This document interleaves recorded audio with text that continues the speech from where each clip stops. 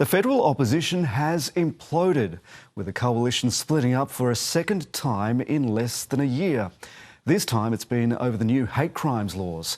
The Nationals leader David Littleproud has blamed Sussan Ley for the breakup, and in an extraordinary intervention, he's demanding the Liberals find a new leader.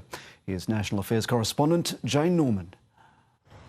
As the Prime Minister leads a day of peaceful reflection. In a time of turbulence, I really want this nation to be alight. The Nationals declare all-out war on their coalition partner. We have got to a juncture that we have moved apart. Breaking up with the Liberals for the second time in a year and demanding the removal of Sussan Ley. She has also forced the coalition into an untenable position that can no longer continue. We cannot be part of a shadow ministry under Sussan Ley. In a hastily arranged late-night meeting, every Nationals frontbencher quit Sussan Ley's shadow ministry, including David Littleproud.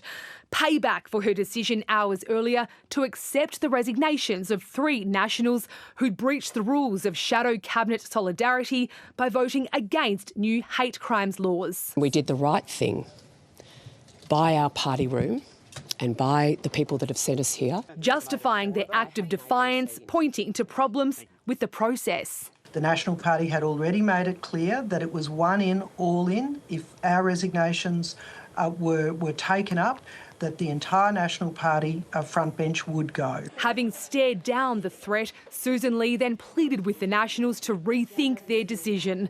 Today, avoiding the cameras. This is a national day of mourning, she said in a statement. My responsibility is to Australians in mourning. Not all Liberals were staying silent. Melissa McIntosh posting, I have a very good relationship with Nationals leader David Littleproud. This is chaotic.